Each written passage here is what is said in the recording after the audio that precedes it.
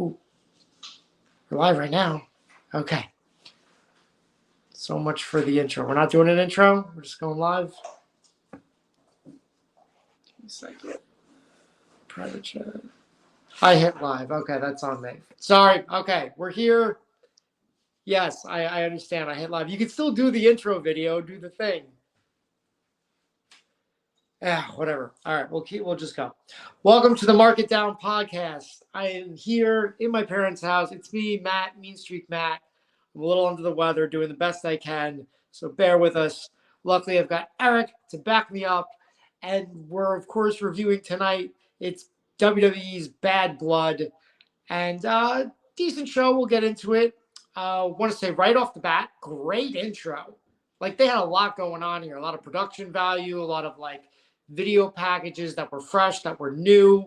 There was a whole behind the scene, not really behind the scenes, but they peeled back some layers of the onion. You know, we saw Cody Rhodes doing this stakeout with God, what's that rapper's name that Triple H doesn't know? You know the guy. He was there tonight. Excuse me, sorry. Like I said, fighting off cold. They peeled that back a little bit, and we got a little video package of like Cody meeting Triple H in like a parking lot. It was entertaining. It was fun. It was silly.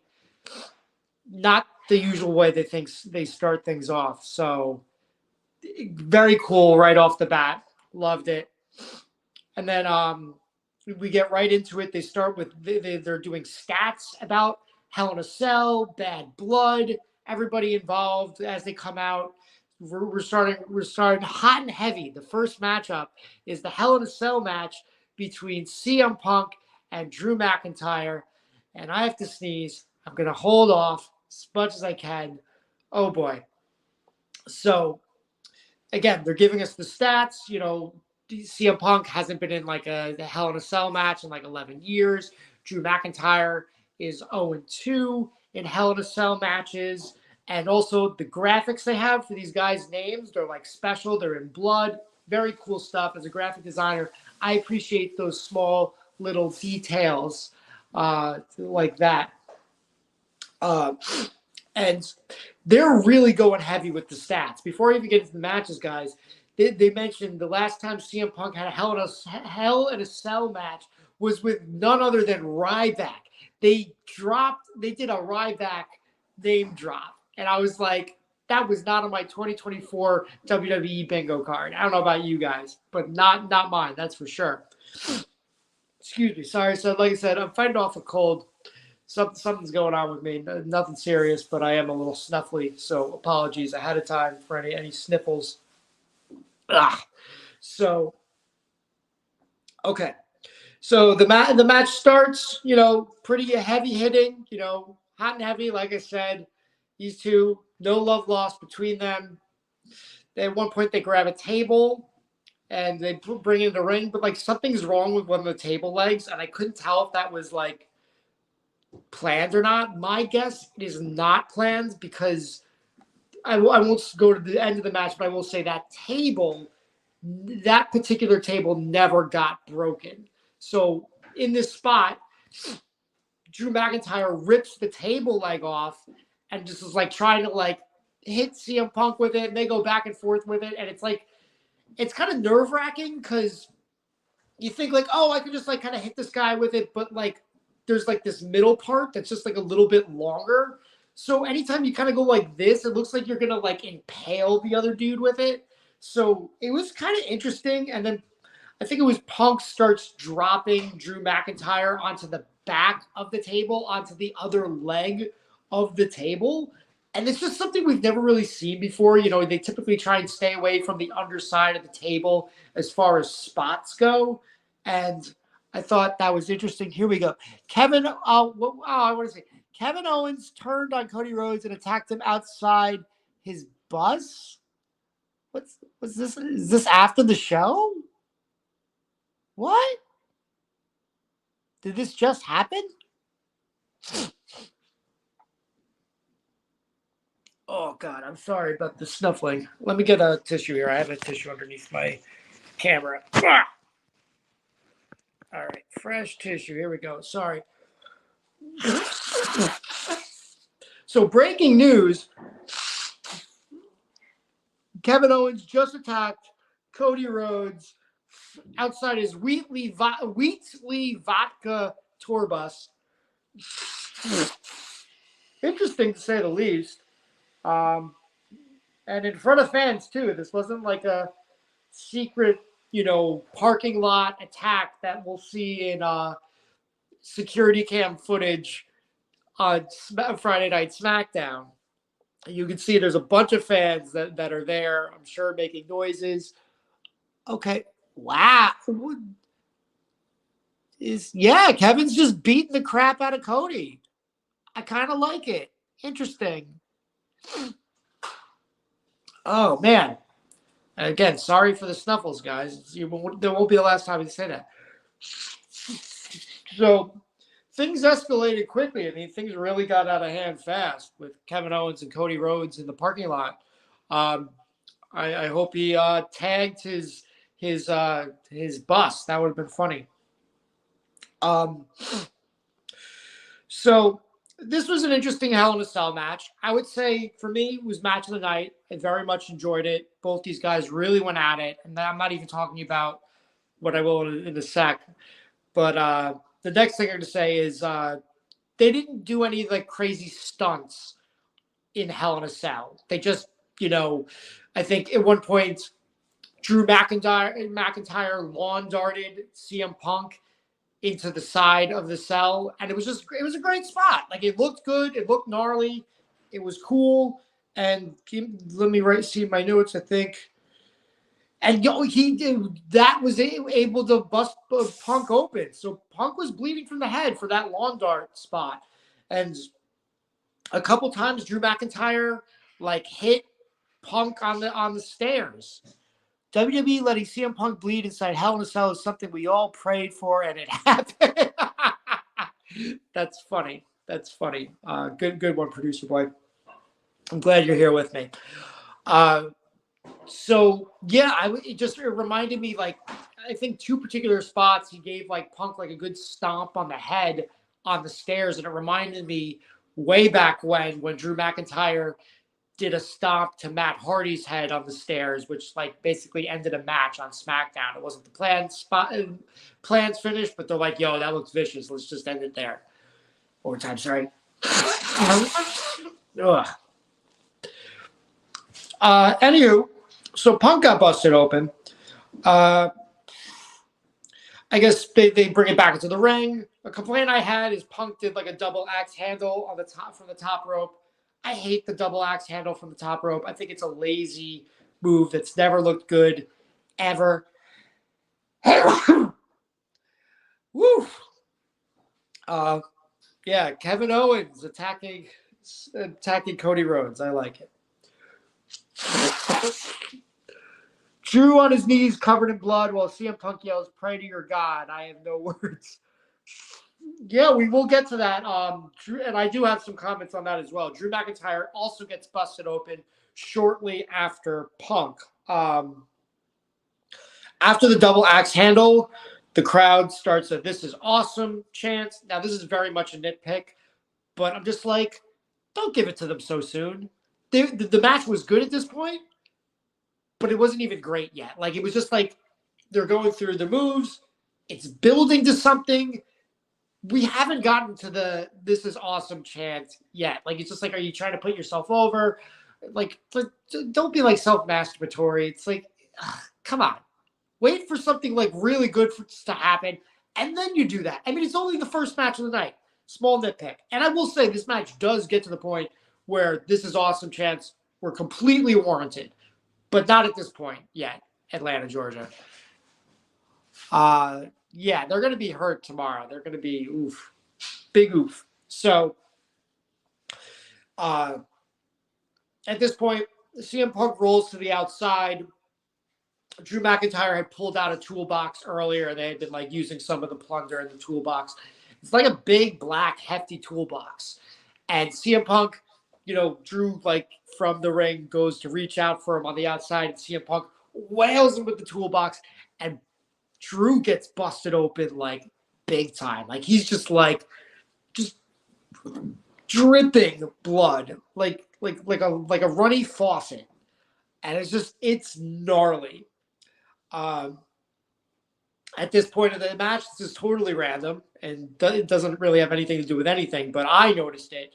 You know me, I'm a guy. I like my ring attires. I like my new ring gear. Punk, he's got the 4 stars of Chicago on the back of his trunks 9 times out of 10.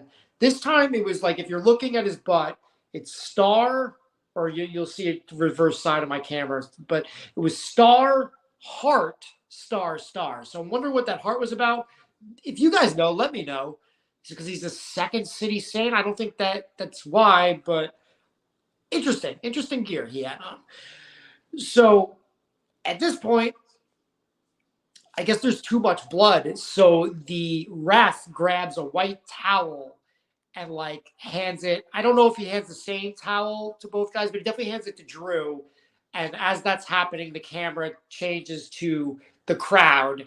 And it was like, ooh, bad timing. You should have gotten to the crowd sooner. We shouldn't be seeing this towel spot, so to speak. But Drew wipes himself off because he's got too much blood. I think Punk wipes himself off too, hopefully not with the same towel. Though I'm sure they're both tested beforehand. And I mean, like, you know, you could still mix blood even without a towel. Punk using oxygen mask is weird because Ivy only ever really seen that done in AEW. That happened tonight? I missed that. Completely missed that. If you want to comment further, by all means, but I'm going to keep moving forward. They did an outside table. Oh, wow. So we did, yeah. I totally missed that. Interesting. That was after the match. Okay. I think I probably ran to the bathroom or something. I wonder if he really needed it. I guess he might, like, yeah, it doesn't really seem like a spot that would be necessary for such a thing, but who knows? Thank God Punk isn't a tobacco user. Thank God Punk isn't a smoker, you know, because otherwise he'd probably need that even more. But there was some other cool things in this match. They had another table spot. Yeah, I did suspect Punk used the blade myself. I didn't see it, obviously, but I definitely suspected. And if he did, that's crazy. Like, if they're doing that again, I don't think Drew did, because if he did, it was so quick. Like, super quick. But I did actually that was something I questioned. If Punk bladed after the lawn dart spot, because they did have an extended period of time where like you didn't see Punk. Who knows? I'm sure we'll find out more as the days go by, as more information leaks out. What happens? Okay, we'll get towards the end of the match. At one point, the ref tries to give Drew the towel again, a fresh towel, because he is very much covered. He's got the crimson mask, as JR would say, and Drew like swats the towel away, and it was great. Like, the crowd was really into it. This really got heated. You know, they had a great table spot, like I mentioned. Drew brought the bigger part of the stairs into the ring. At one point, Drew's on his knees, and why are we showing a microwave? Drew's on his knees. Punk's telling him to beg for his life, you know, pray to God, pray to me, that kind of thing. Drew gives him the low blow. Drew puts him on the stairs. He's got a bag of something. We think it's thumbtacks. Instead, it's just a bunch of like beads for a friendship bracelet. Dumps it on Punk. I wish he would have hit him something with something, because he goes over to the corner and tries to line up the Claymore. Again, like, you've just let this guy rest, and all you've done is dump beads on him. It's not like you, like, you know, punched him in the face to get him groggy again. It's like you're just giving this guy time to recover. Beads aren't going to hurt him physically. He goes for the only complaint. Claymore misses. He lands on the stairs, and then Punk wraps his knee up with chains. This part always gets me nervous. Thank God he had a clip on the chain, because I feel like anytime you try and do a spot where you're like, I'm gonna have a chain link around my leg, it just immediately falls off. I've seen it happen. Davey Richards and Kevin Owens, aka Kevin Steen, they've had a match like that where the chain just keeps falling off of Davey's leg, and it's just like, oh God. Luckily, that didn't happen. CM Punk puts the beads in Drew's mouth, grabs him, puts him on his shoulders, does the GTS, and Drew's face lands on the knee that's covered in the chain. We going from CM Punk and Drew killing each other to Liv Morgan versus Rhea Ripley with the Raquel return, smoking a cigarette. Okay, cool. Bad timing on that picture, but no big deal. I'm glad you're here. So yeah, Punk gets the 1, 2, 3 to end this feud. Great match. Like I said, there wasn't any crazy spots like when Drew fell off the side of the cell against Randy Orton and went through a table. Like, none of that. They didn't need that. I'm glad they didn't do that. Overall, very satisfying match. Great way to open the show. Personally, I think it should have closed the show. I thought it was going to, and then when they announced that it wasn't, that it was when they announced this was going to open the show, I was like, the main event has to have like The Rock come back. That's the only reason to not have Punk close and the other one somewhere else on the card. Then again, Eric, producer boy, thinks that it still should have opened. Here we go. Is a Dwayne Johnson return isn't big enough to justify the main event spot over CM Punk versus Drew. Fuck bloodline politics. I somewhat agree, and we'll get to that main event. I'll just say it now. Like, The Rock just comes out. He doesn't do anything. If The Rock came out and like did a stare down or maybe just a rock bottom, though who would he do it to? I don't know. Then I could say, hey, he gives the rock bottom to Cody Rhodes. That would have been awesome, but also would have made Cody look bad. But whatever, I would have taken that. I have to agree that it's a little that with that statement that, yeah, I was just kind of like, he just came back, which was awesome, but like he didn't do anything. So can you justify that for being in the main event? But we'll get to the main event later.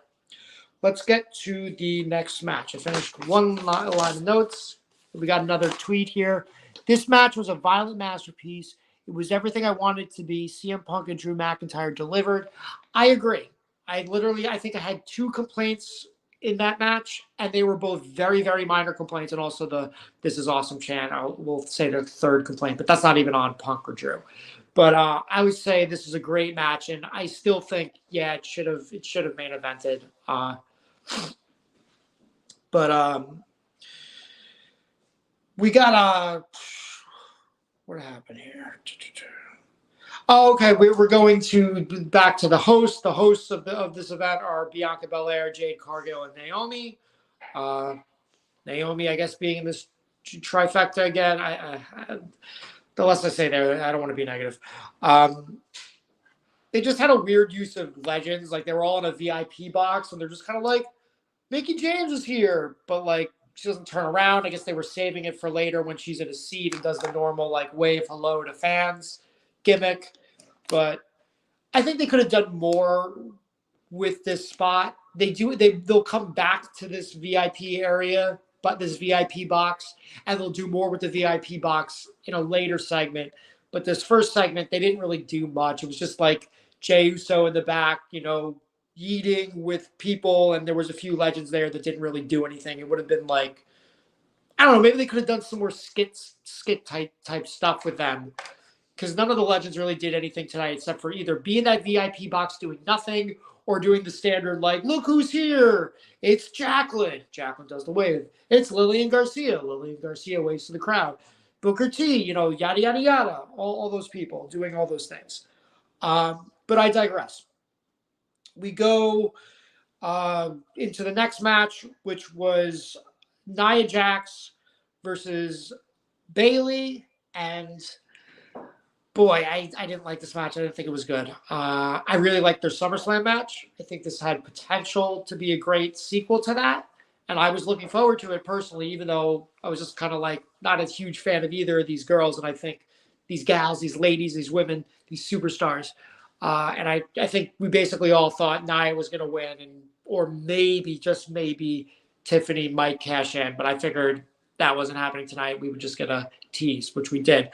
There was just this started off pretty good. This match, actually, I'm not gonna lie, but there was just there was too many botches and just weird things, and even like the the uh, the the commentary team, they had a hard time masking it. Like Cole literally said that was odd at one point for a botch. Uh, Bailey, particularly, she went for the power bomb spot again in the corner, which was great. But this time, unlike SummerSlam where she nailed it, Nia Jax countered with a Hurricane Rana that was just pretty much the worst Hurricane Rana I've ever seen. Again, these things happen. It's not the end of the world. But at the same time, it's just kind of like, don't show a replay of that. If the move was bad and it looked bad and you can't cover it up with commentary, then don't show a replay of it. It was terrible. It's just, I don't know. See that we're showing the SummerSlam clip of the powerbomb, which was just one of the coolest things, biggest things.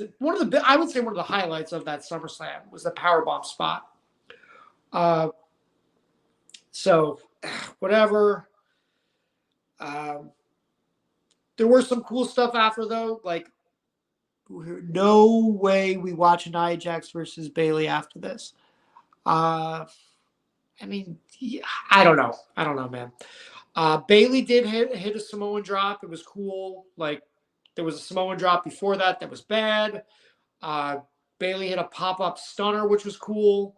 Then Tiffany came out because the ref got knocked out, which was also kind of entertaining. She came out with no ref, though. So it's like, is Tiffany dumb? Because she knows the ref got taken out. Everybody knows the ref got taken out. She didn't come out with her own ref. Is that because she's dumb or because she wasn't intending to cash in? I feel like the answer is because she's dumb. And I don't like that. I don't like the way they've been booking Tiffany. I like the fact that they're leaning her into like a face type scenario. I do like that. But other than that, I'm not been a big fan of the way she's been booked since, like, coming up to the main roster. It's like, it's not terrible, and she's got a great position with Money in the Bank, but it's like, I don't know why she lost to Naomi last night, just to, like, I guess, save face for Naomi, like, so that she's not completely just, I don't know, man. It feels like a mess. Anyway, the end of this match, though, I will say was great. It really came together nicely. It was enjoyable. It was satisfying. The match itself, too many botches. And again, it just didn't compare to the SummerSlam match. So that was an issue. But basically ended with Nia Jax hitting like a avalanche Samoan drop and then the Annihilator.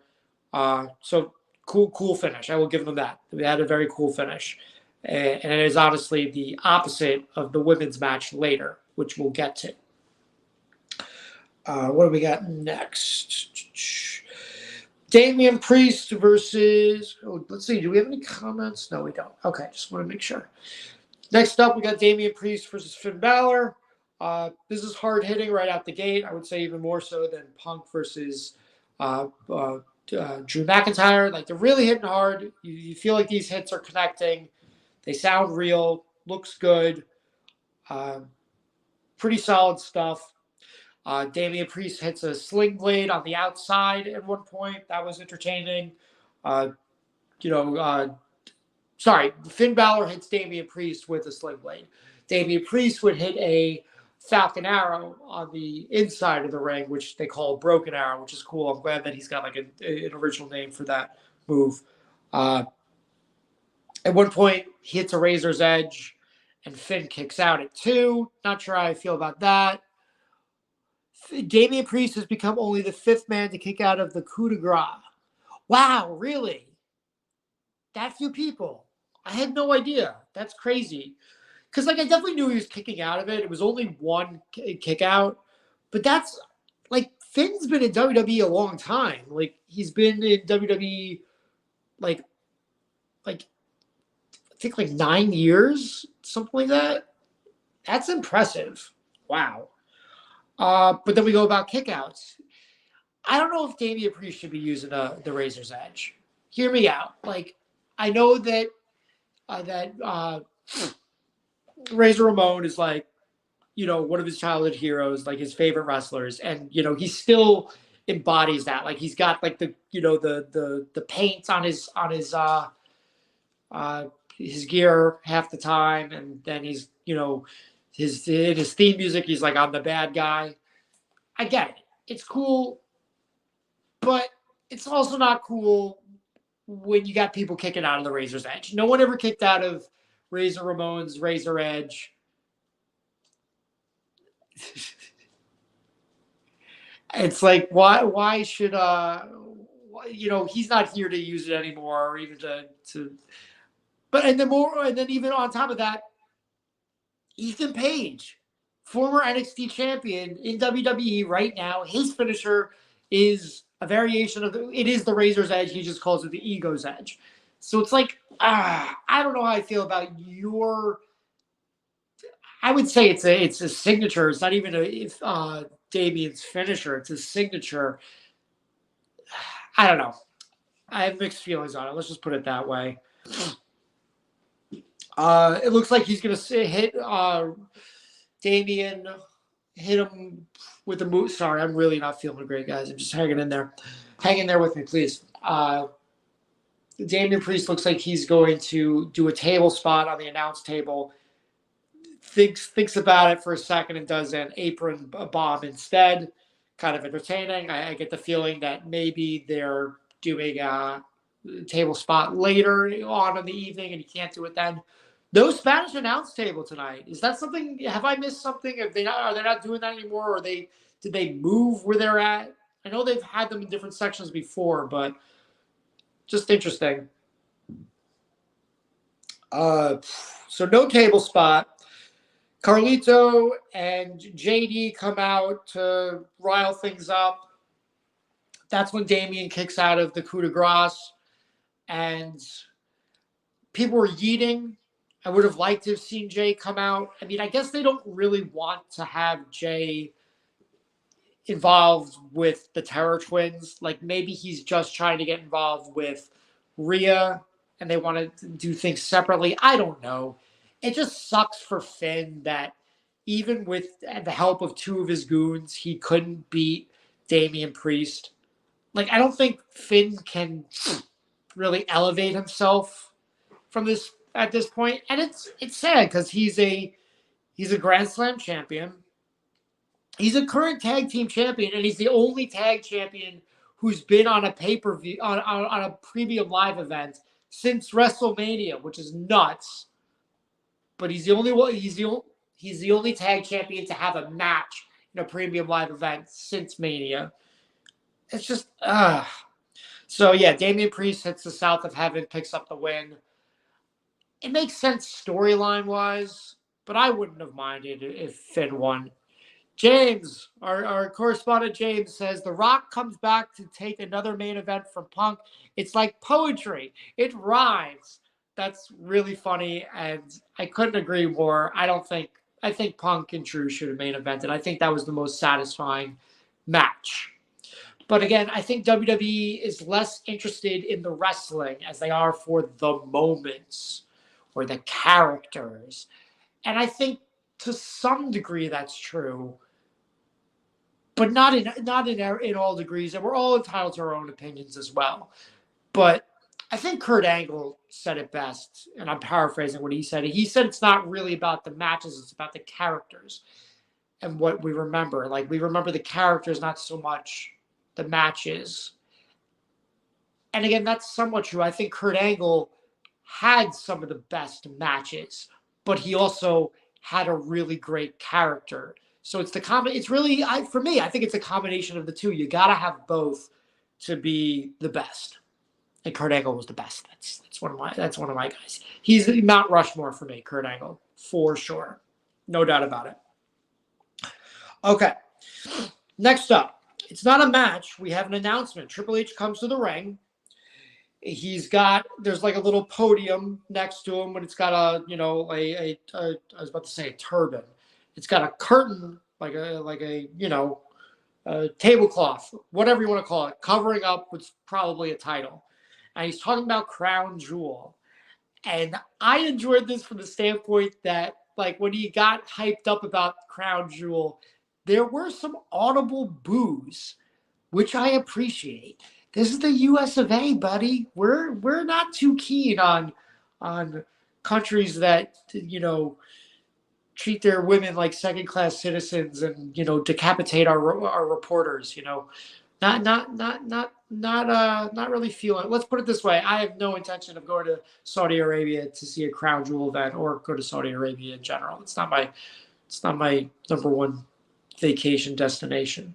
So I enjoyed the booze, but he lets us know that I think the next premium live event next month is going to be Crown Jewel, Saudi Arabia, and that they're going to do champion versus champion. So the WWE, Cody Rhodes, the undisputed WWE champion, versus whoever the world heavyweight champion is at the time, will clash in a one-on-one match. No title on the line. The crowd was kind of like, that kind of took the wind out of their sails. But he said they will be like the champion of champions, essentially, and they'll be presented this championship belt, and he takes it off. Interesting. He also mentioned that the women will be doing it as well. So Nia Jax, the WWE Women's Champion, versus whoever wins the Women's World Championship between Liv Morgan and Rhea Ripley. So interesting. He only showed one title. So are they identical? Will they be holding this for the rest of the year? Is this going to be who is it? Well, give me one sec. James asks, what do you think about Kevin Owens attacking Cody after the show? Should they have done it on TV? They'd have to wait till Friday. It's interesting. I'll give them that. Like, it's unexpected, definitely, to be not on TV, to just happen randomly, and they're going to report about it afterwards. I don't mind it. I want to see how it plays out, to be honest. I know we say that a lot here, but that's the nature of storytelling. So my initial reaction is I don't like it. I don't dislike it. It's fine. It's interesting. It caught our attention. We're talking about it now. We talked about it as soon as it popped up. Someone should put it on Instagram while I'm doing this. There's those things. But so I'm back to this Crown Jewel Championship. Will this be like a one and done, like how Braun Strowman is the greatest Royal Rumble winner, where he had that green championship, held it up once, and we never saw it ever again? Or will they hold it? I'm curious what the aspect of this is.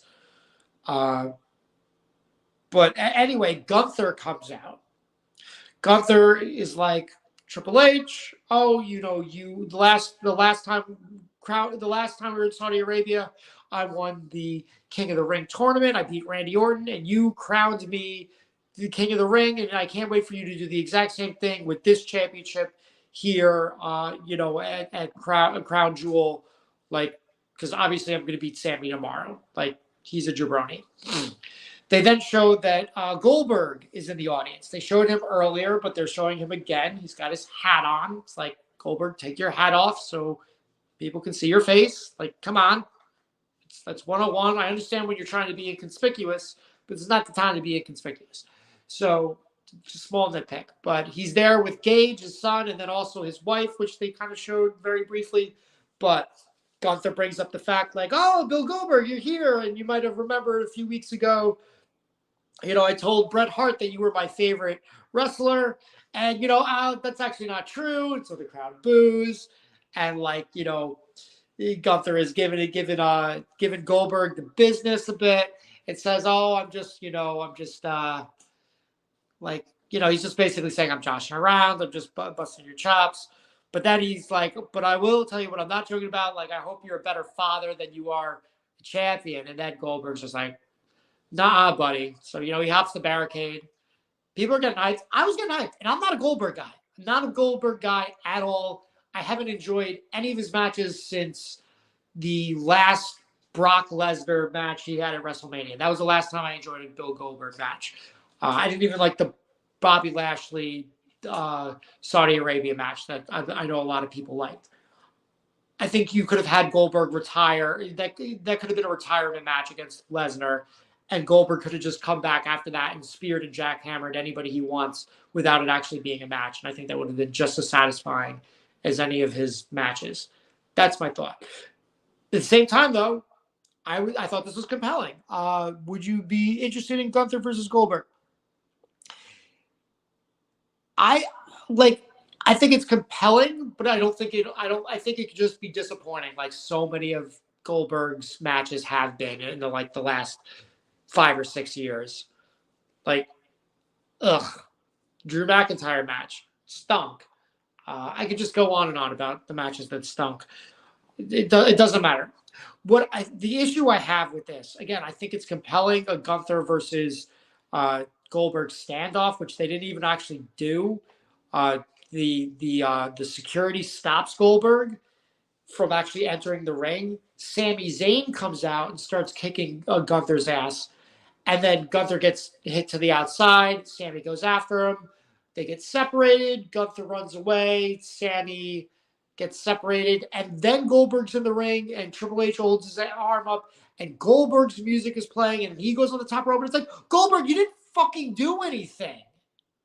Like, bro, why couldn't we have just... Is Goldberg screwing Gunther for Zayn to win the title? Eric, I like that thought, but that's not happening in a million years. It's not. That I would take that.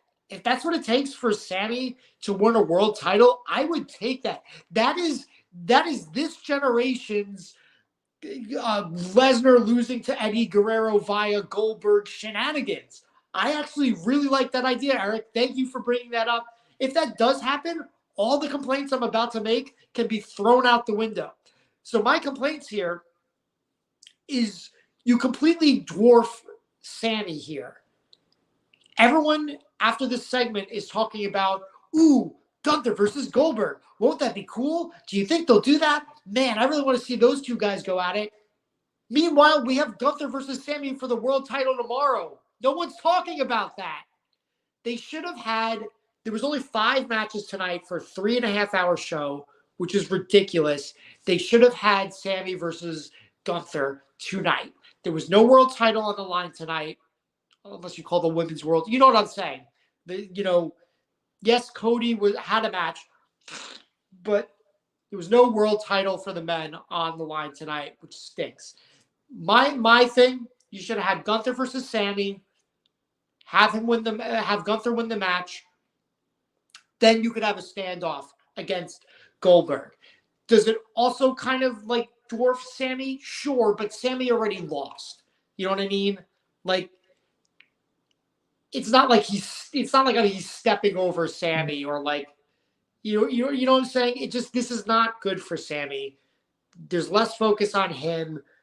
They played Goldberg's music. Goldberg's the one standing tall in the ring. It's like, fuck you, Goldberg. You're not even... Like, fuck you in this moment as a character. Like, come on. Eric says, either way, they're all screwed because the champion versus champion match is a mess. I don't necessarily mind it. I just think it's tough to do Cody versus Gunther. Why not have that be a title match when one of them isn't champion? And it's like, does that end in shenanigans? I don't know. Eric is right. Someone looks bad by losing.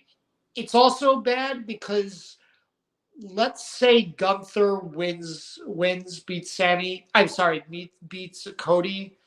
no one's going to think, everyone's still going to think that Cody's championship is the better championship. Gunther might be the better champion, but the more prestigious championship is the WWE Undisputed title, not the World Heavyweight title that they created because Roman was holding the world title picture hostage. Eric also says maybe Goldberg screws Gunther at Crown Jewel instead. Yeah, still not satisfying, but I'm sure Saudi Arabia would be happy to see Goldberg. So that could work. That's not terrible.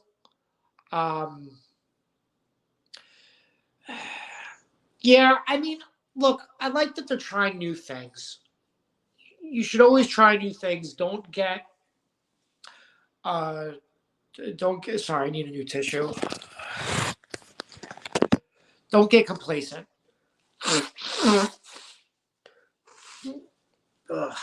Apologies. So again, this segment went pretty long.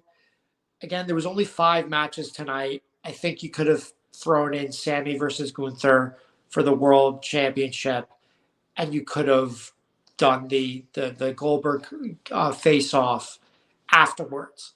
And then you could do the Crown Jewel announcement tomorrow on Raw. And then that would really make you think, ooh, maybe Goldberg goes to Saudi Arabia and screws Gunther. Goldberg goes to screw Gunther, yeah. Like, I mean, we make jokes about AJ Styles traveling to Australia to screw over LA Knight. Imagine if Goldberg traveled to Saudi Arabia to screw over Gunther. That would be pretty funny. I mean, talk about petty. But like I said, I like the aspect of Gunther versus Goldberg, even though I think that ultimately the match will be a disappointment or it won't work for me personally. I still think it's cool seeing those guys interact and, like, you know, the speculation and the anticipation, but it totally undermines Sammy, which I don't like. Oh, no. Yeah, I got a bloody nose. Oh, look at me. Looks like I'm the only one. It looks like, oh, God, sorry. CM Punk and Drew McIntyre are the only ones bloody tonight. All right. Look okay, though. All right. Keep moving on.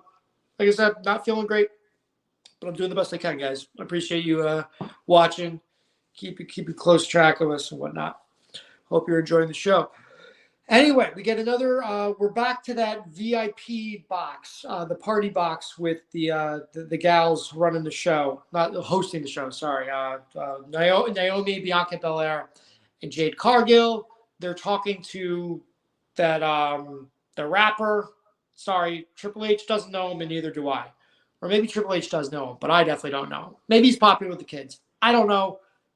Clearly, my take away my hip-hop card. I'm not sure. They're asking him a question before he gets to it. Ooh, he spells something bad. Chelsea Green's in the building, everybody. She still stinks from last night's dumpster match, which, by the way, thoroughly enjoyed. If you saw it, we talked about it on our story yesterday, and Chelsea even she shared our story. So thank you, Chelsea. Big fans of you here at the Mark It Down podcast. If you didn't watch SmackDown last night, Chelsea lost the dumpster match versus Mia Yim, Meechin. And sad to say, I like Mia Yim, but I love Chelsea. Think she's doing great work right now. She did great work last night, but she's apparently still stinking from the dumpster. Hopefully this is not a gimmick that stays with her long. I don't want it to be like a farting gimmick like Natalya had for that month. But everyone's like, you got to go. And she's like, fine, we're leaving. And they're like, oh, Piper Niven doesn't have to go. She can stay. Piper Niven decides to stay. Wonder if they're breaking up. I don't know. I like them together. We'll see. I wouldn't mind if Chelsea does solo work, but if she wanted to team up with Carmella again, I don't know what Carmella's, her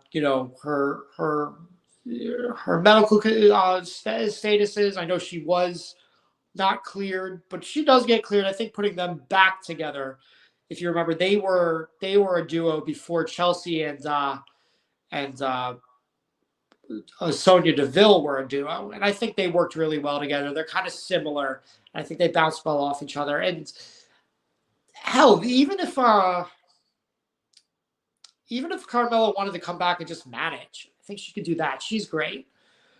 But so interesting stuff there. Only complaint, I would have liked to have seen Mia Yim in this party segment.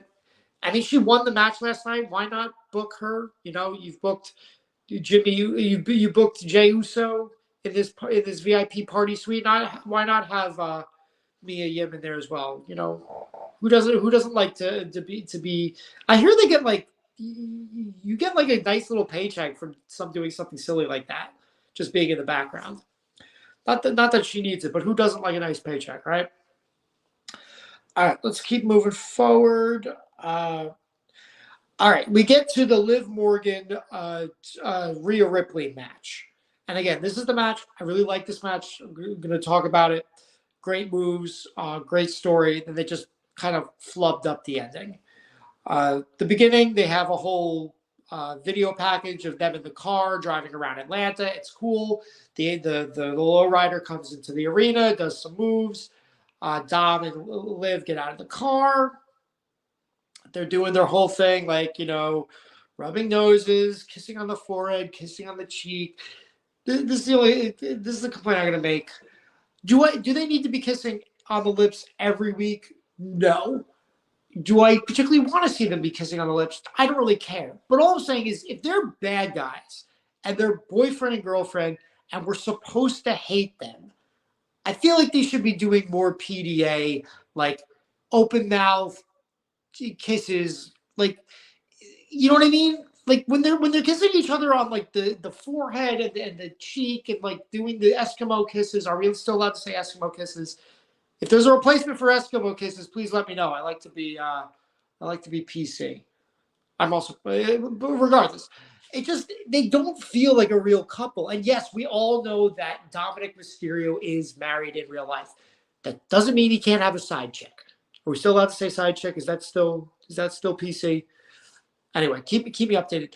All I'm saying is, I'm like, oh yeah, I want to see them kiss. No, but when they're like doing these awkward like kisses on the cheek, I just kind of laugh, and I'm like, I'm not hating them. I just think this is silly and dumb.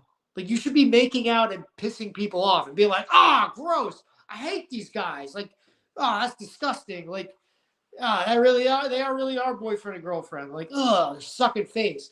But they don't do that. They only do that like what? The pay-per-view, like once and then never again. I don't know.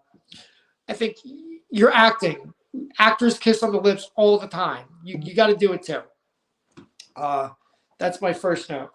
Second note, Dom is in the Shark Tank. Rhea comes out. She gets on the mic and she's like, "Oh, I got a surprise. You got to lift the Shark Tank up." And I was like, "What?" We all know that's part of the deal. You go in the Shark Tank and they lift you up. And even the announcers, before Rhea said that, were telling us Dom is both claustrophobic and afraid of heights. So we all knew, the audience, that it was going to get raised up, not only because we've seen the shark cage matches before, but because they were telling us. So it was so weird. Oh, James telling us the Prince loves Goldberg. That doesn't surprise me. Fuck the Prince. So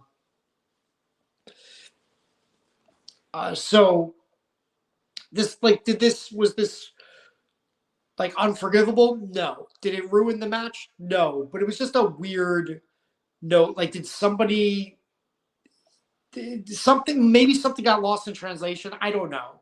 It's a strange thing to do, to be like, surprise, we're gonna lift the cage up. And it's like, well, yeah, they lowered it. It's still got the wires on it. And yeah, every other Shark Tank match we've ever had, you get lifted up. Like, that's part of the thing. So anyway, they went on and they had a really good match. Let me see if I wrote down a lot of notes or if I didn't. A particular move that I loved was Liv went to the second rope. She did the suck it, and she hit a code breaker, a jumping code breaker onto. Well, you got to do a jump, but you got to do a code breaker on Rhea, and just the way Rhea like sold it was kind of cool. It reminded me of sometimes how Rob Van Dam does like face plants on some moves. It was just it looked really cool. It was great. Um, Even like little things like at one point, Rhea was on the outside and she was kind of like hung up on her leg and she lifted up her leg for a second and Liv came to like to take it out from under her and she basically missed. And it's like you had a decision to make. Was Rhea going to sell like she got hit because she got hit just a tiny bit? Was it going to get really awkward? It's like, no. Liv immediately got up and did like a whole different move on Rhea, and it was awesome. It's like, it was really good to see because, like, obviously it's like, oh, it sucked. I missed that move just from like sheer dumb bad luck. But it also didn't look terrible, and her recovery was what's the word I want to use? She has the mindset of a veteran, of a well-established wrestler. She's not playing a wrestler. She knows what to do in the ring, and when things don't go according to plan, she can adapt. And I really like that about Liv Morgan. I've said since her return, she's really upped her game. And not that she was bad before, but she's just gotten to that next level. And I think she's in a great position right now. And so just little things like that were cool. She's got a new move called the Home Wrecker. Don't ask me to describe it. I only saw it once. It looked cool. Look it up. I liked it. She went for the three amigos, or should I say amigas, or should I say cultural appropriation, Liv Morgan. Huh? Think about that. Uh, but the third one got blocked, so it's okay. Rhea stopped that. Then something odd happened. I'm not sure whether it was a timing issue, whether it was Dom's fault, whether it was the cameraman's fault, camera person. I don't know who runs the cameras. Regardless, Dom opened up the cage, the shark tank, which is still high up, but there was no story there. And we were all just kind of like, wait, what? Like, what just happened? And like, Cole's like, oh, Dom must have picked the lock. And it was just kind of like, what? Well, there was nothing there to tell us he did that. All we know is like the cage is open and there's no real explanation.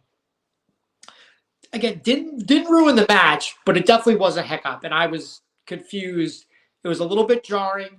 Again, the action in the ring was very good. I do recommend watching this match. Maybe just end in the next part I'm going to talk about, which is Dom falls out of the cage, which is suspended in the air, and I almost had a heart attack. I thought this dude was about to fall on his head. Luckily, his leg was wrapped up in like a chain or something, so he's just hanging there. And here's where things get weird. Okay, we get something here from Twitter. If there was any doubt about Rhea Ripley versus Liv not being about the actual title, Rhea telling the referee that beating up Dom was more important than pinning Liv and winning the title definitely confirmed it. LOL. Awful booking. Yes, I will get to that. This was strange. So they brought back the referee cam. If you remember at SummerSlam, Seth Rollins had the referee cam.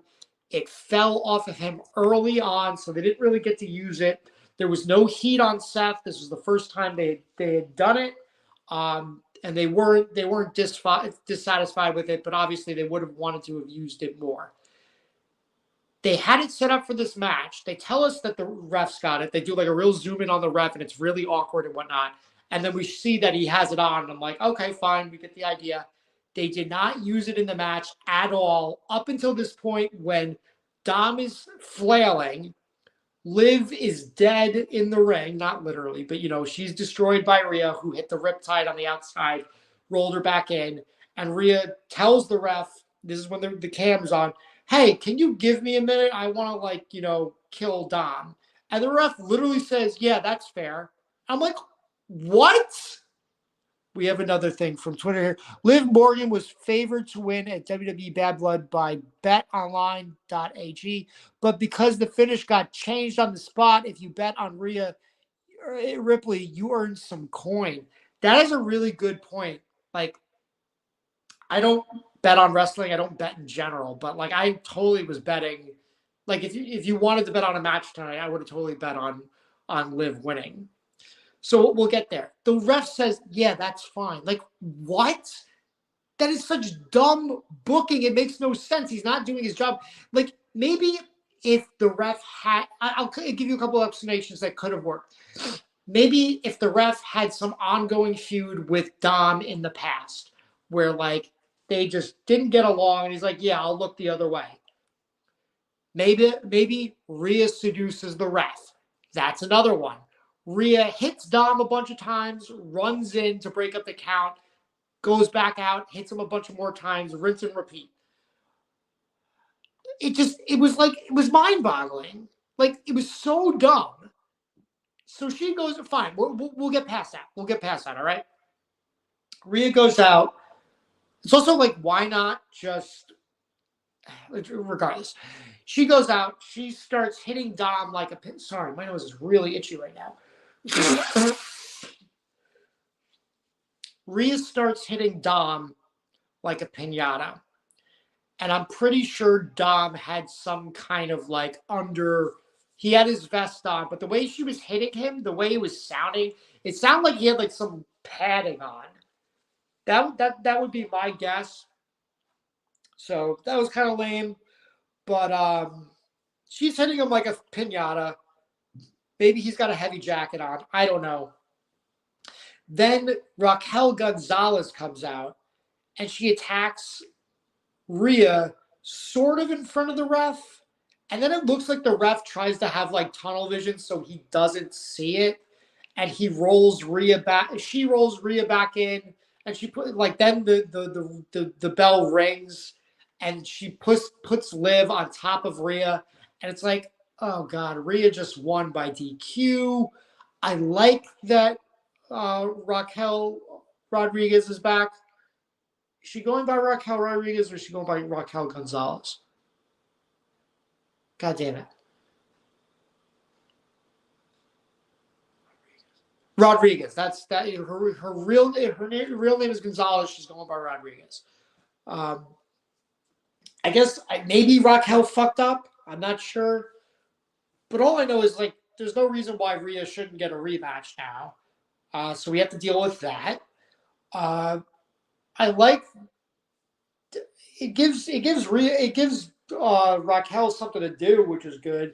And she has history with Liv. Like I completely forgot they were tag champs, which says a lot about the women's tag team championships. Like, do you remember that Rhea won the titles with Nikki Ash? Like, just crazy. Anyway, so yeah, the end of this match sucked. It was awful, ruined it. I would say if you're gonna watch this match, end the match when Rhea hits the Riptide on Liv on the outside of the ring, or when Rhea starts wailing on Dom like a pinata. Like I said, it was the opposite of the Bayley Nia match. You know, as far as which match was like good throughout until the ending and which match was bad throughout until the ending. Let's just keep moving on because I'm starting to fade here, not feeling great.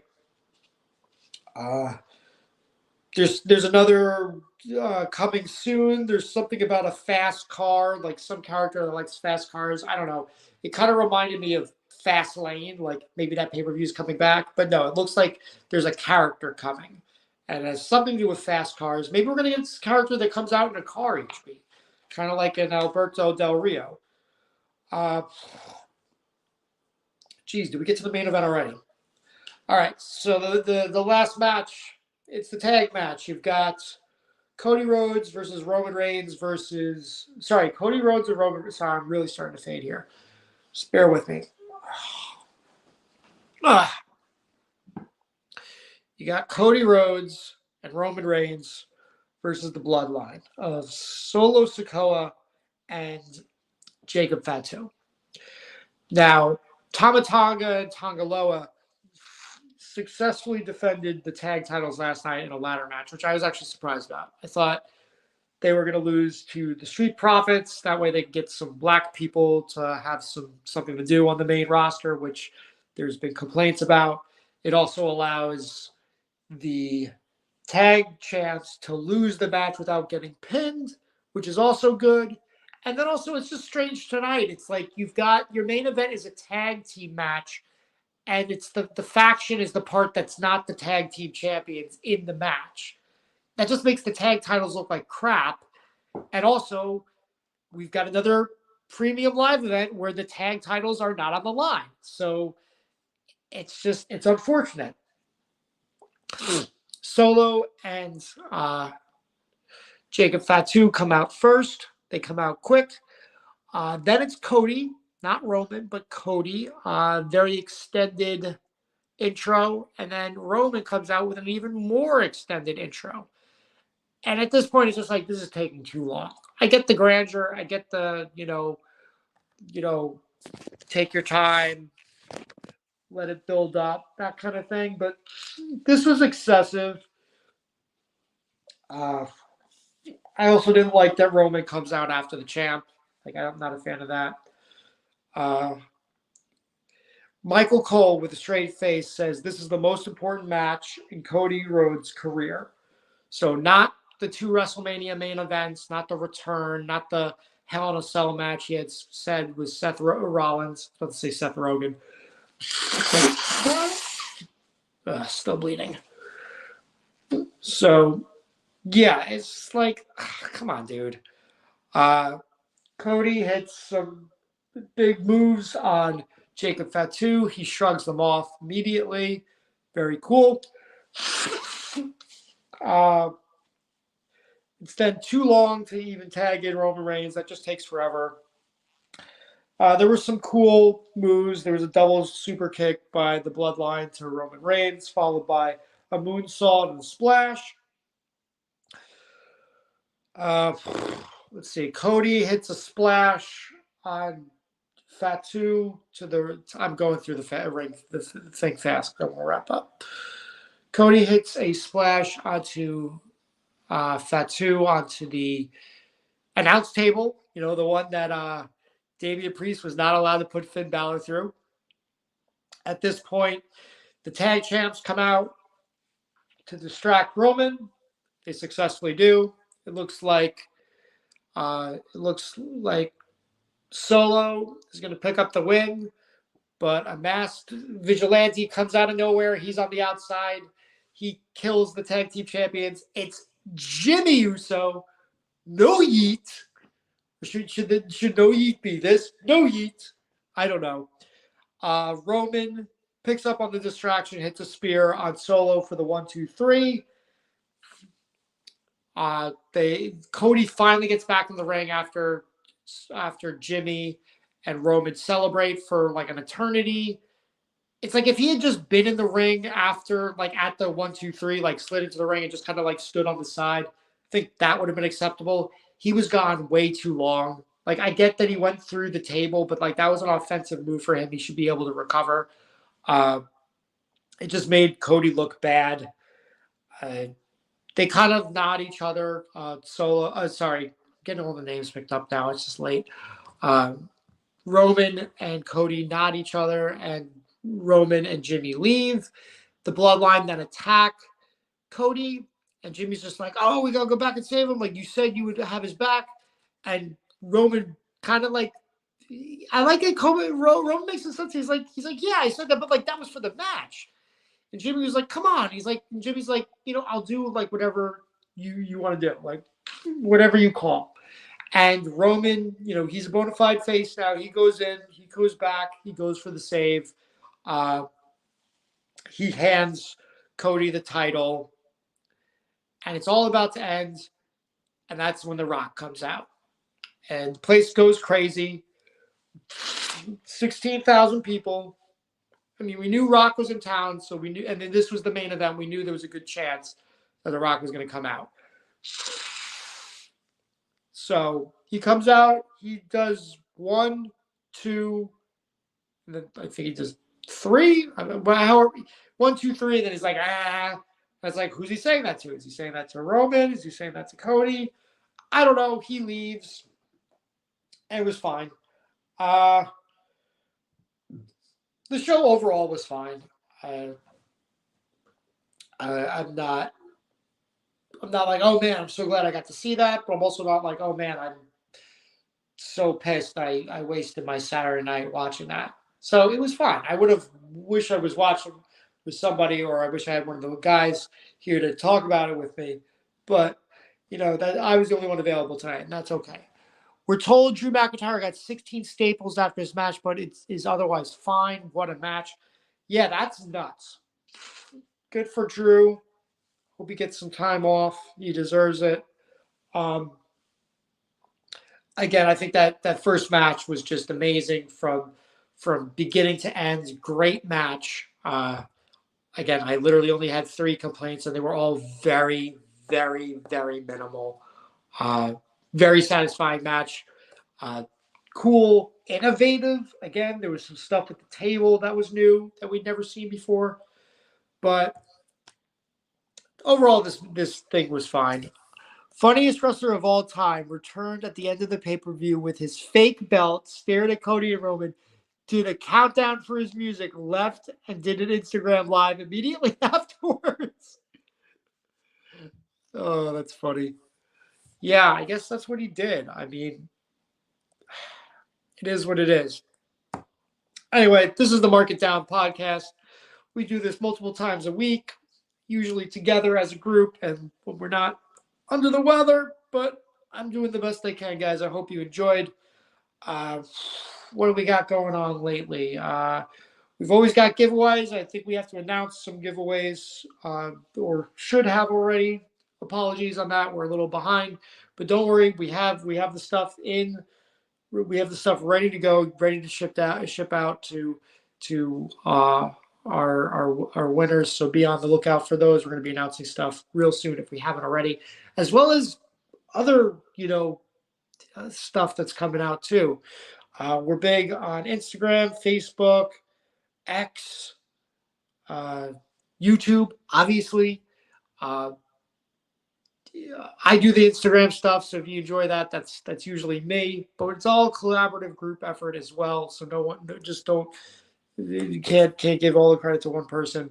But again, most of the Instagram stuff is mine. So if you like that, or if you don't like something, let us know. If you want us to talk about something different, if you don't like me doing all the Seinfeld wrestling crossover on Instagram, let me know. Maybe I'll tone it down. Maybe I won't. Maybe I won't out of spite. I don't know. We'll see. But thank you for joining us this evening. I really appreciate it. Again, my name is Matt Cascone. Again, big on Instagram. You can follow me at Mean Streak Matt and at Matt's Minifigs if you like Lego. And of course, at Market Down Pod. Sorry so much. Just very, something about being at my parents' house today has been very, maybe it's dusty. I don't know. But it's been rough. Anyway, thanks for joining us. We'll see about potentially doing we do pods all the time. So Monday Night Raw, we do AEW on Wednesdays. James does TNA on Thursdays, the Gym Pack Zone as he calls it. Sometimes we do SmackDown, and we always try and do the big events like tonight. But thank you so much. Have a great night. Take care. Enjoy the rest of your weekend. Bye bye.